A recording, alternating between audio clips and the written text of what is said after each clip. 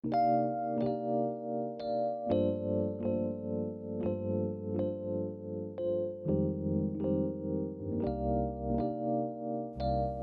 Alaska Teen Media Institute, this is Podcast in Place, Youth Stories from Quarantine, a series about youth in Alaska during the COVID-19 pandemic. We're bringing you stories, interviews, and audio diaries from teenagers and young adults stuck at home without anything else to do. I'm ATMI producer Ormund, Alaois, recording this on an iPad in my house since the main ATMI studio is closed for the time being. Well, listeners, it's been about 6 months that we've been in this global pandemic together, half a year. The last day the ATMI studio was open was on March 17th, right in the middle of spring break. So to commemorate this strange milestone, some of the ATMI producers logged onto Zoom for a roundtable. Can we even call it a roundtable? There's no actual table. For a Roundzoom discussion to talk about how life has changed since the early days of quarantine, to share how they've been staying healthy and sane, and to listen back on clips from early episodes of the podcast. Here are ATMI producers Cornilius Nelson, Riley Taylor, Daisy Carter, AJ Yambao, and Ryan Danigole.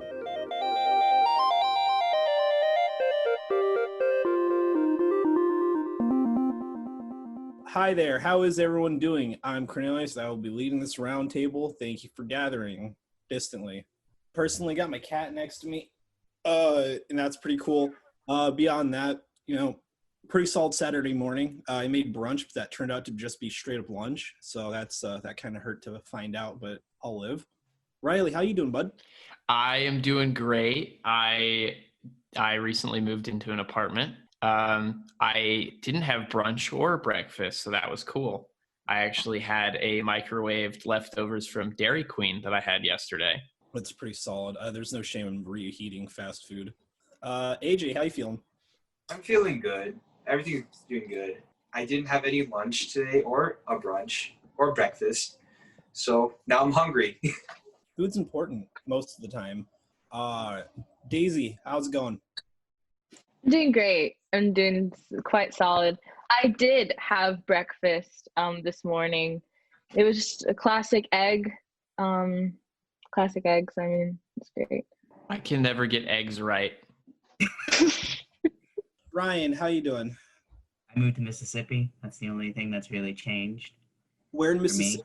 I'm in Picayune, so kind of close to Louisiana, close to where I grew up. Nice. For this next part of the discussion, the group listened to clips from the early days of the podcast when we were all settling into quarantine. Here's a snippet from Cornelius's episode recorded on March 30th. A lot of the adjusting working from home and just existing here has been interesting. I'm starting to see things I haven't seen in my apartment before, which either means I'm going insane or, hey, I'm noticing things, so yay. I just threw up the double horns to go, yeah. A lot of it's learning how to handle not being able to do anything, and I know you kind of spend all of life doing that, but now it's very real. I think the biggest discovery for me is realizing how much I enjoy writing, and now I want to do something more with it than just having a bunch of scrabbles in random journals that I find years later. That was an interesting experience, early quarantine. So the reason why I sound so down and everything is that was also around the time where I was having to start figuring out my lease stuff for moving, as well as I'm not congested. I was just lying down because I don't think I had left bed that day, and I recorded that at 7 o'clock at night. I've just been lying in bed all day because I was like, yo, this sucks. Working from home was basically, for me, was just editing videos on a laptop for my job. And I was like, oh God, this is terrible. I wanna use a laser cutter. This sucks. Being stuck inside of my apartment was lame because it's not that I couldn't go anywhere. Obviously, there's the trails and stuff nearby, but then there's the people that don't really care about any of the guidelines. And it's I totally get it, man. Have your own thoughts and opinions. You're totally allowed to do that. But also, I'm just hanging out over here. That and the sushi place that I always go to was closed down. So I couldn't even order sushi to get delivered to my home. So I was great. There is no joy. Here's a clip from AJ's episode, recorded on April 26th. I remember this one time I was watching the news. We noticed that there's one case of coronavirus in Alaska. And I noticed by the past few weeks, I noticed how this virus really spreads. This virus spreads really crazy, and that impacts us a lot because we can't go outside, we can't go anywhere else during this time, and it's just a lot of anxiety. Every time we watch the news, we don't know what's gonna happen next, and we don't know what's gonna be the future. That feeling every time I watch the news is kind of like, what are we gonna expect? What's 2020 gonna give us? Right now, I feel less of anxiety.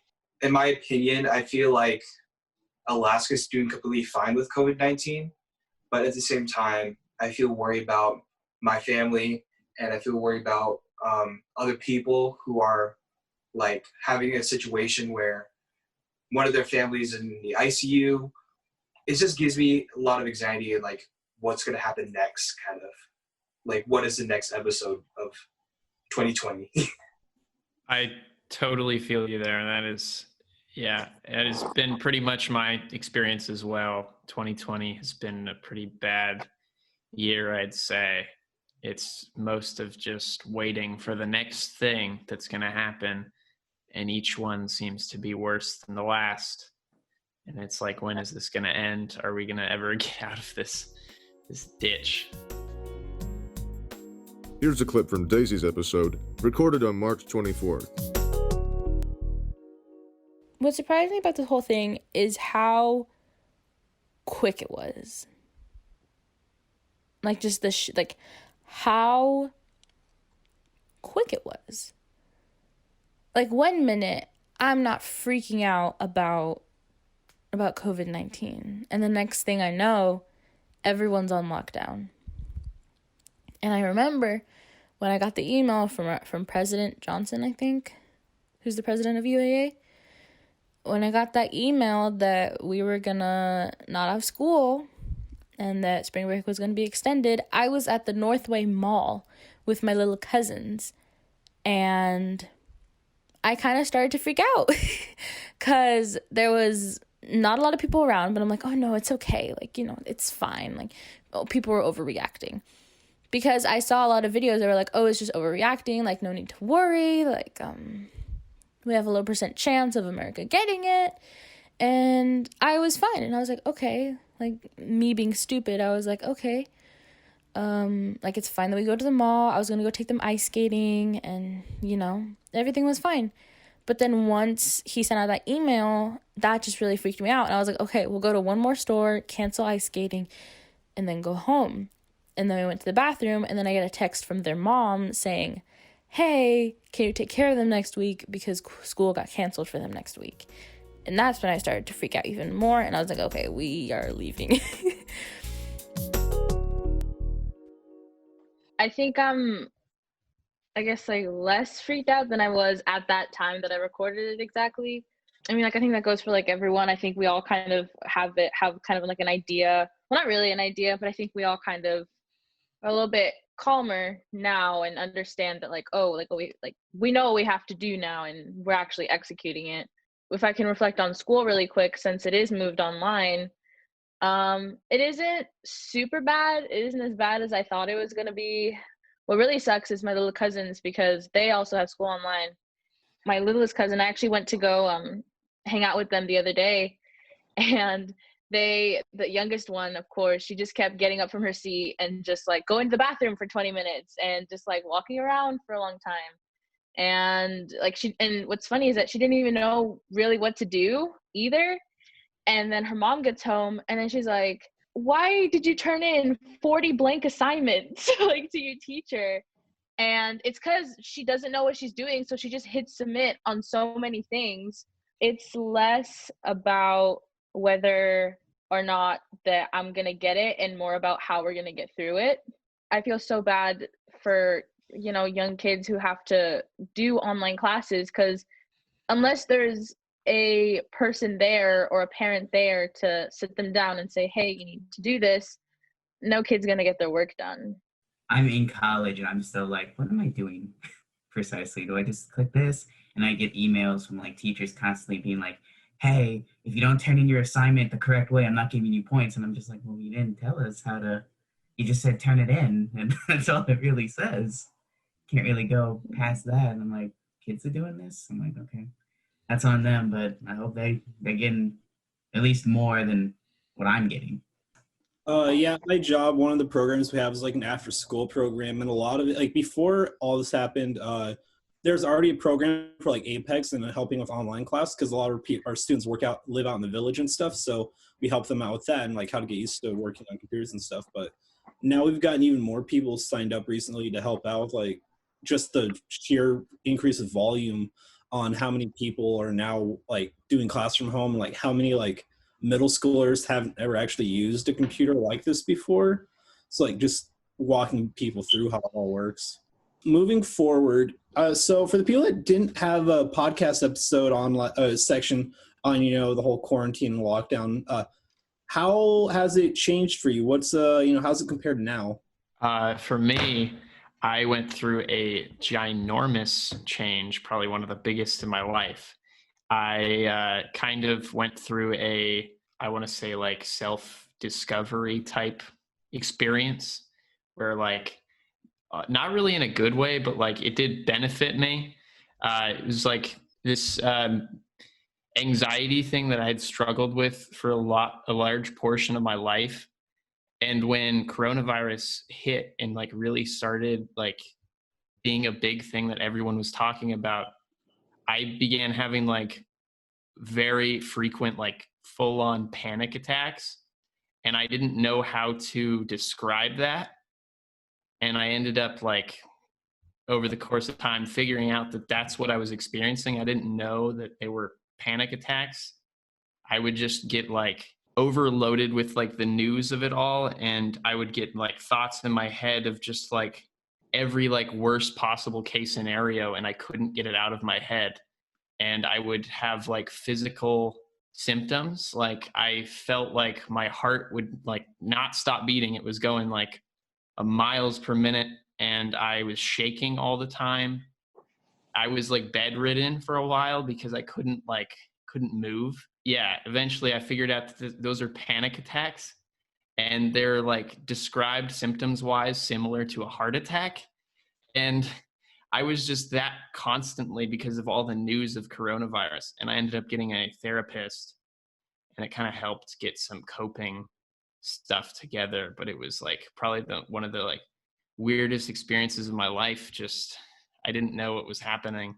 I can relate a lot to that with the whole discovery deal. A lot of it for me was like figuring out, like keeping it vague, like how one-sided certain friendships in my life were, and like how quickly certain things went from, hey, I need help, to, oh yeah, no, I can't help you because I have this going on. And it's like, oh, I mean, I kind of helped you out with that thing, and I told you I canceled stuff to help, but all right. As well as like a lot of figuring out like stuff for me and like what I want. Like if the world's gonna be this chaotic, I want the things that I want. And I'm not even talking about like, you know, like objective things like, oh, I want a nice car and a lot of money. No, like the things I need to be mentally happy, I need. And that doesn't make me selfish in any way. A lot has changed for me. I've been always finding the good during this quarantine. So, for example, I've been into politics recently during this quarantine, and it made me realize how corrupted we are. I've been also finding things to like get myself distracted. Like I would draw a lot or write. I'm actually doing making a movie, but so I'm just trying to find the good during this quarantine. I'm also been very religious with my family as well. Okay, man, respect for trying to find the good, because there's a lot bad going on right now. Yeah. So I can respect it at the very least. It seems like the list is getting bigger every day, but I mean, I don't know. It's nice seeing that what good is going on is definitely keeping the community together very well. Like, I mean, while I have mixed feelings about it, because, you know, it's such I'm maybe more comfortable because it's more open environment. I haven't gone to it yet, but all the farmers markets and stuff are still going on, and they're actually taking the mask and distance policies pretty seriously. I went to the one off Muldoon a couple of weeks ago and pick up some adobo, and they had everyone wearing masks, and it was pretty solid with how well they're keeping everything running. Plus, like, it's community events are still possible; they just have to be done differently. A lot of things have changed, I guess, like for me personally. COVID's kind of obviously like made me like a lot like more anxious, obviously, especially with school. Like going into school, I was really anxious, but now I think we're already about a month in, and I have pretty good grades, and I think that the only reason why I was able to get good grades is because I turned in everything like a week early. So like just like my like anxiousness just kind of like pushed me to like do good in school. I also think that it's just kind of given my family and I kind of an opportunity to obviously like bond a lot more, and I guess like be around each other a lot more because we're all always just like out of the house and like moving a lot. So I guess we've just been kind of talking a lot more, which is pretty cool. That's like the big thing, is that I was just really scared about school, but like surprisingly I've just been like just a ball of angst, just making sure that I do all my work correctly and stuff like that. Yeah, school's weirdly worked out here too. I'm somewhat digging the hybrid. I have my issues with it, but I kind of like it because, like I said, some classes even have it scheduled so it's like, oh, you come on Monday, and then the other half of the class goes on like Wednesday or something, and it's just like, I didn't think that'd work as well as it did. Yeah, no, I definitely love the chances that I get to go to class, because I only have one physical in-person class, which is dance appreciation, and it is so fun because like you just like stand in front of a mirror and like make a choreography dance. What changes have you seen in your friend group or inside your home since since quarantine started? You know, how's everything in your personal life been developing? I mean, I know we've kind of talked about this a bit, but like how like stuff with friends changed. How's your family life? I can start off with figuring out like, what do I want to do in my spare time? There's nothing wrong with just sitting on the couch, because I very much used to have the mindset of, oh, I need to go out every weekend, hang out with someone. I have spare time. I should take that time to be around people. No, you don't have to. You don't owe anyone your time, regardless, in my opinion. But yes, obviously, there's friends and family that you value and people that are close to you, like, but also like, if they're real friends or family and they really respect you, like they'll understand. Yeah, no, I just want to sleep in today. Is that getting comfortable with just sleeping in and like just enjoying myself has been my big thing, especially with friends. With family, I've just recently started hanging out with my mom, grandma, and grandpa, and aunt recently. Just going over there once every other week to have like a dinner and a bonfire, and that's nice.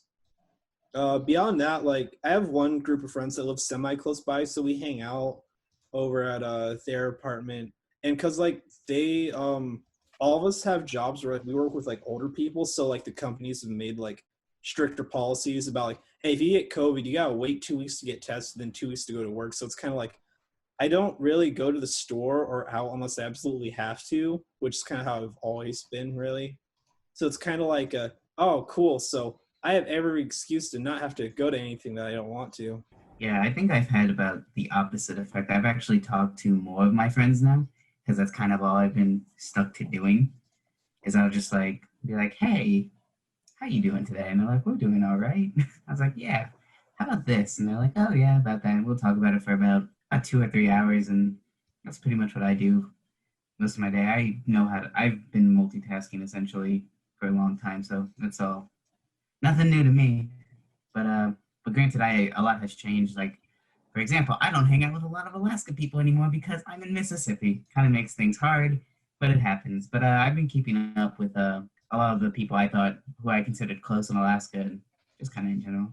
I guess we went through a couple different phases. My main friend group, we started out like every night we would all jump on like online video games, and we'd like jump back and forth between a few different games, and we'd kind of talk. And then even sometimes, even if we weren't playing the same game, we'd still jump on the call just to like talk while we did that, which was nice. And it helped a little bit with like the anxiety that I was experiencing at the time.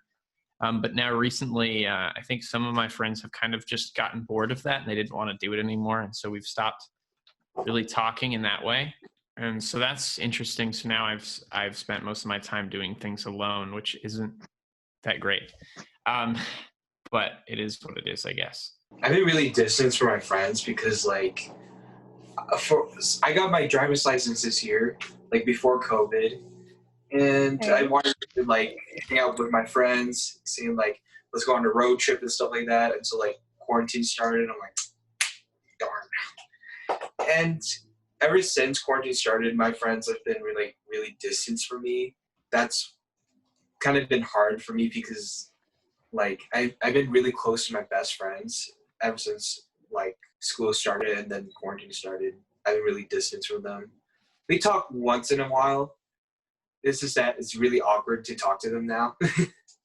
I guess for me, I guess my only friend really moved away from Alaska. So I mean, nothing's really, I guess like that's kind of changed, I guess.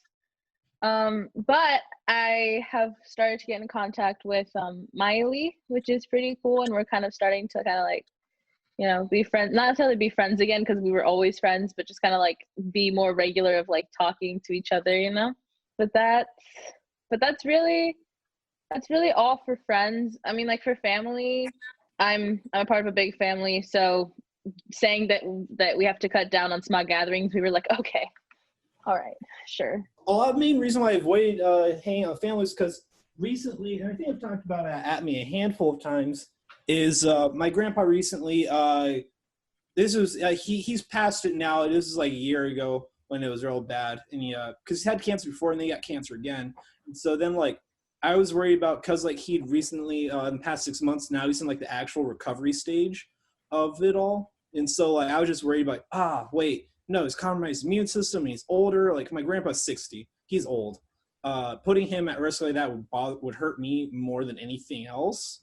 Because I love my grandpa. Is he old and kind of a jerk sometimes? Yeah, but I mean, look, no one's perfect, and I have my flaws as well. I still love him.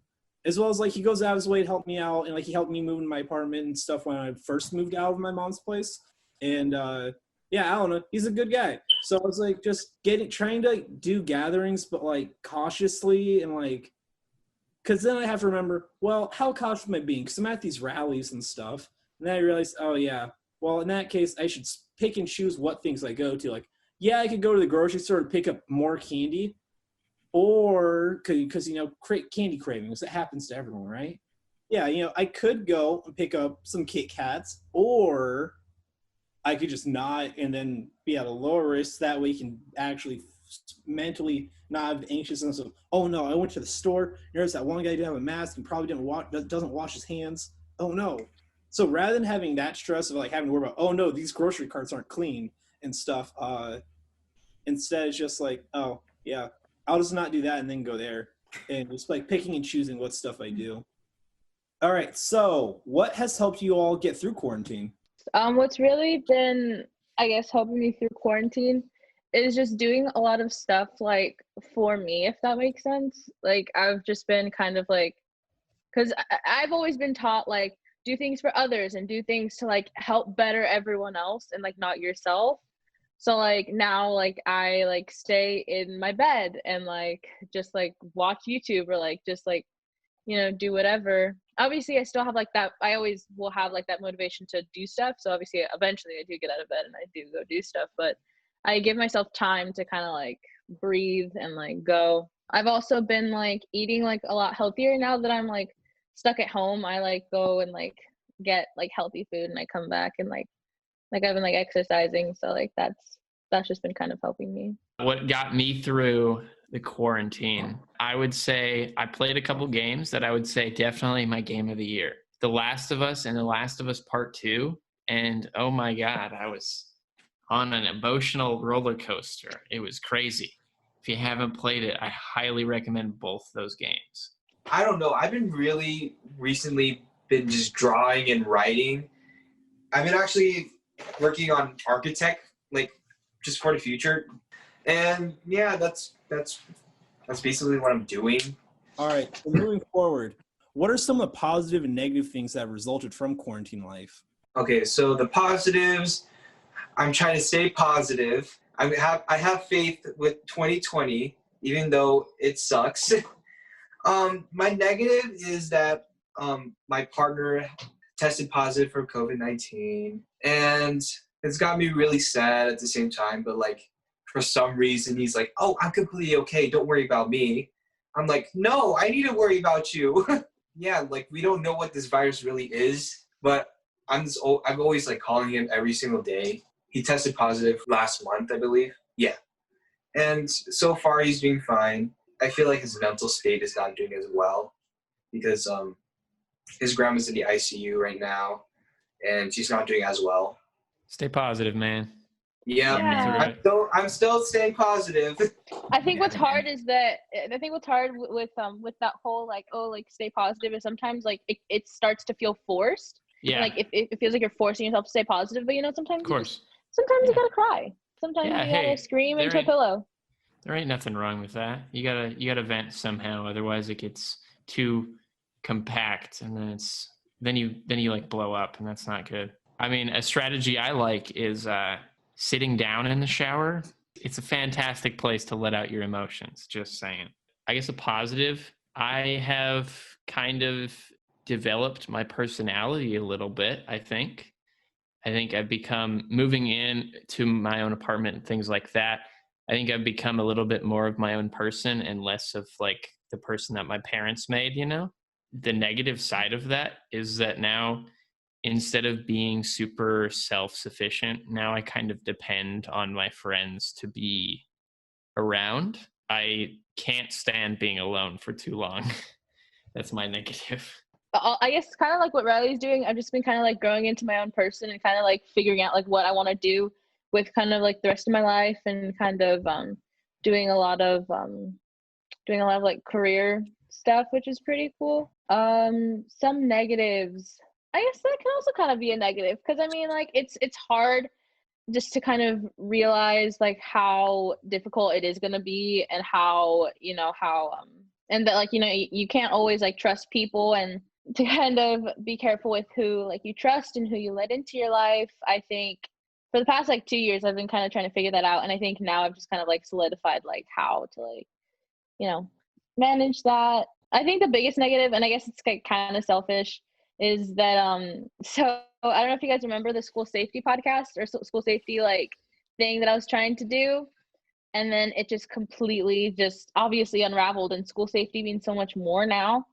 So that's probably like never gonna see the light of day, which kind of sucks.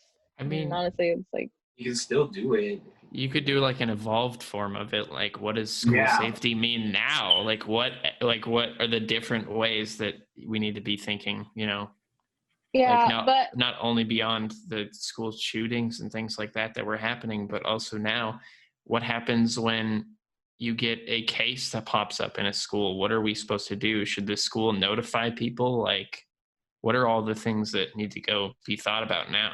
yeah, that could be something actually. So now I have nothing negative. But by God, we've done it. We've solved everything. we've cured. We've cured 2020. At least for Daisy. We Yeah. take it one at a time. I always looked at quarantine and like this whole thing as like just a thing I do. I was just like, we'll see how it goes with me. Let's see if I'll survive this. Let's see. And then I got the flu. That was fun. I don't think I've talked about that.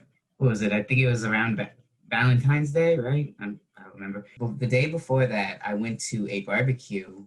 There's a fraternity at UAA. It's a TKE. Shout out to TKE. So I hosted their barbecue for a tailgate, and I was feeling off that day, and I was just like, and they were making jokes about COVID. I was like, I felt really bad, so I was like, you know what? I'm not going to touch anything. I'm not going to eat anything. I'm just going to talk at a distance. So I left. So that night, I didn't get much sleep. I woke up at like 3 a.m. My throat was killing me, and in my mind, I was just like, I bet I caught it. I know me too well. I bet I caught this thing. I was like, okay, whatever. I go use the bathroom. I'll be fine. And while I was using the bathroom, I don't know if anyone's ever had this where you get so sick, your sight and hearing just blips out.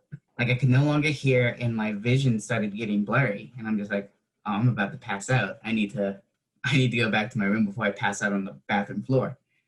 So I ran in and I passed out and I went to my parents and they were like, wow, you look like crap. And I was like, thanks. They're like, are you all right? I'm like, no, you need to take me to the doctor like right now, which is always a red flag for them because I hate going to the doctor, like with a fiery passion. So they had me admitted. They were like, okay, we're going to check you for flu. And I was like, okay, cool.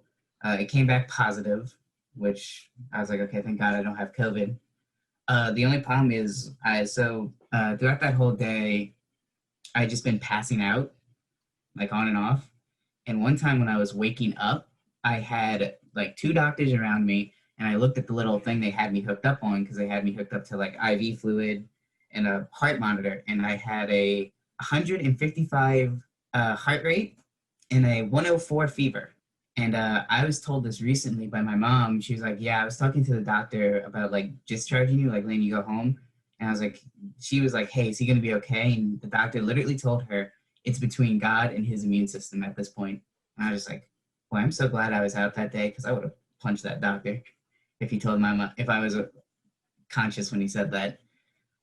So yeah, that was fun. I went through 5 IV bags, which I'm told is a lot. Sounds like a lot. I was just super dehydrated, and I went home that night. And about 2 weeks later, I felt better, and I'm fine now. So I guess that's a negative. Was that little mini fear. I also left home. My parents and brother are in New York. I'm living with my my grandmother right now until I get on my feet and back into Mississippi life. I just try to keep a good attitude toward things. Like I don't let things get to me that bad. That's kind of my only positive, is that nothing as of yet has gotten to me to the point where I'm just like, I need to take a minute. So how's school for everybody at least? I thought online would be hard for me, but I do think it was just like the environment of school and the environment of like people. Okay, so for me, online school really sucks actually, because I'm taking AP classes and like I never felt so much stress in my life. For example, like this lady, my teacher told me like to do this assignment correctly.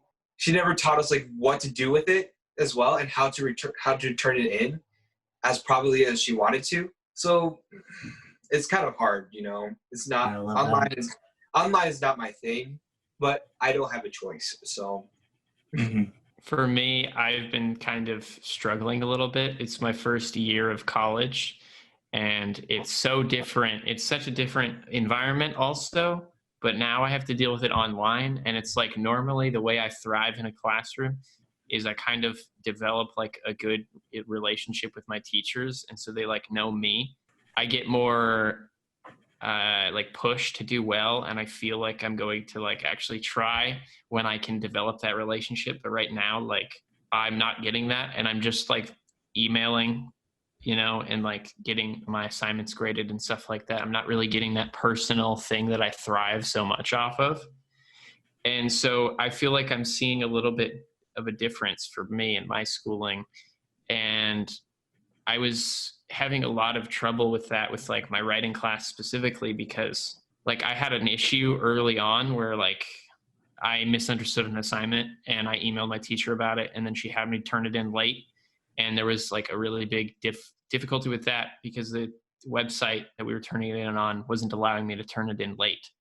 And so I just emailed her back and forth for like 2 weeks, and I just felt like she hated me because I was that one student that she had to deal with.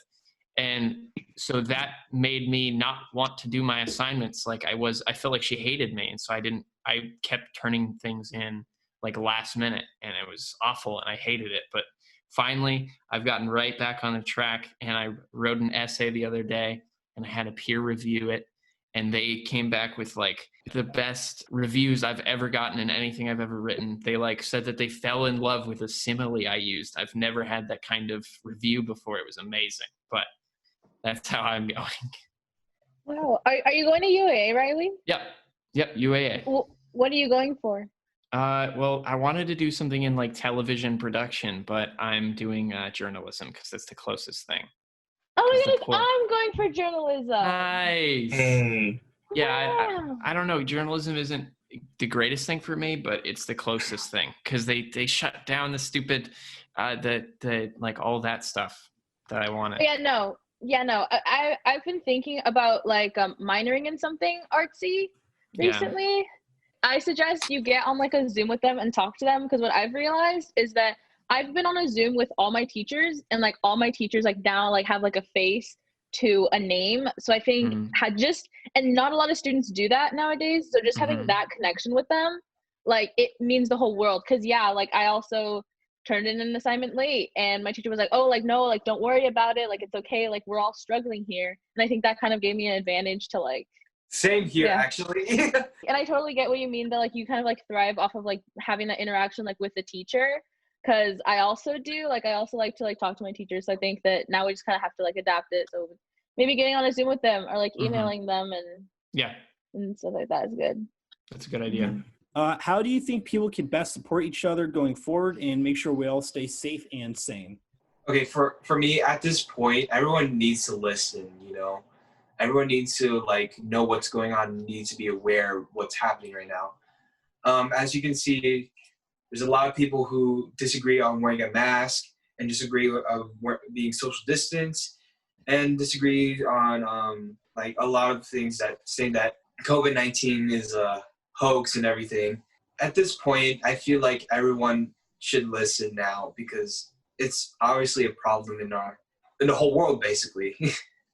And to see how other countries are doing completely fine with COVID-19 and us Americans are now restricted to go other countries now, it's kind of like we need to be in sync and like we need to work together to get this COVID-19 out, basically.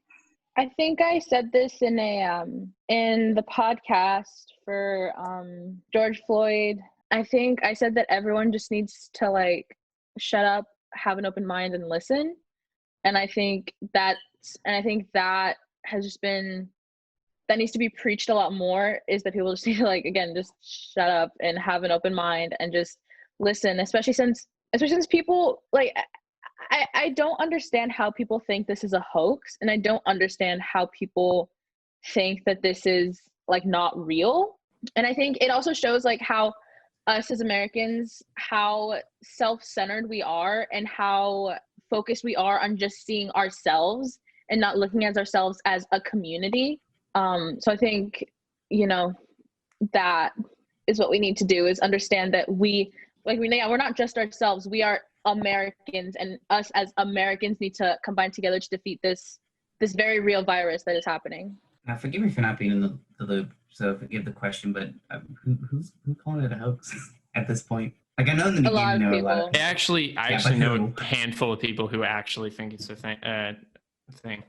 I also know it is ridiculous. Thinks the world's gonna end tomorrow too, but yeah, no, like, it's ridiculous. Like, is it just people? Is it just like local people? Is it like people? It's people that don't. Like, yeah, it's people that don't. I think it's just not doing enough like research on your own and not fact checking and just believing whatever is put in front of you, and then you get trapped in these like echo chambers where everyone's saying your opinion, and you get out of the loop. And like, even if someone brings you like really factual evidence against what you're saying, you refuse to listen. And I think that's what's happening with all those people that are like thinking this is a hoax. It's not. Like, I know people who have had it. It is not a hoax. Like, social distance, it's a real thing we need to be doing. Yeah, well, I wasn't denying it. Like, that, like, there aren't people no. think it's a hoax. Yeah. I was just like, I haven't personally seen anyone who's like, oh, this is a hoax. At least not at this point. Like, when in the beginning, people were like, oh, you know, maybe. And so, but at this point, people are just like, oh, you know, this is an actual thing. I haven't seen a lot of people who are like, oh, this is a hoax. Unfortunately, I do know people personally who believe this. Okay. Me too. They are insane for believing that. Yep. Yeah. All right. If anyone has anything else they'd like to add, I think we're at a good stopping point. I think everyone killed it. Sweet. Sweet. One thing I'll add to that last question. I know I don't really have a lot, because I think AJ and Daisy both like nailed it out of the park. Like that was like a really good answer to that question. But what I'd like to add to that is Netflix parties. That'll get you through Let's it. have That'll one. get you Let's have, Netflix parties? let's have- Netflix parties, because Netflix had this like new function that they added where people can watch a thing together, and they have like a chat or something on the side, and you can just like, I don't know how it works, but that's what I heard. I don't even know if it's real, but that's what I heard. Probably might check it out later today. That's all I had to add. It was kind of a jokey answer to the serious question. I We all mean, need to hey, educate. But Netflix parties, though. let's just all have a Netflix party. Just the whole Oh, yeah. United States. Just Oh, boy. everyone. We all down. gather around in one spot virtually. Nice. All right. Well, everyone crushed it. Beyond that, yeah, I think that about does it for everything. I'm really gonna change that battery in that. Sorry, God, swearing. I went the whole episode. I gotta be good. I'm sorry. Fire alarm sound to censor that, right? Yeah. So everyone killed it. Have a wonderful Saturday. Try and have fun safely. That was ATMI producers Cornelius Nelson, Riley Taylor, Daisy Carter, AJ Yambao, and Ryan Danigole. You've been listening to Podcast in Place Youth Stories from Quarantine from Alaska Teen Media Institute.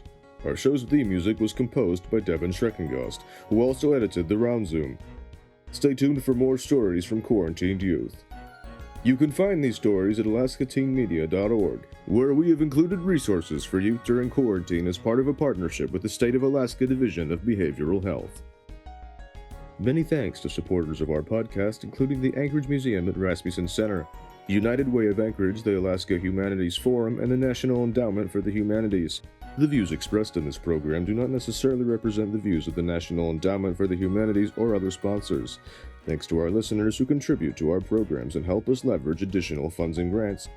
If you'd like to support Youth Voices in Anchorage and help keep our podcast going, you can donate to our organization by going to alaskateenmedia.org and clicking Donate. Also on our website, you can learn more about what our organization does, listen to past episodes of our podcast, or find out how you too can get involved. You can also follow us on Facebook, Instagram, and Twitter. For Alaska Teen Media Institute, I'm Ormund Alaois. Thanks for listening. Stay safe out there, and we'll get through this together.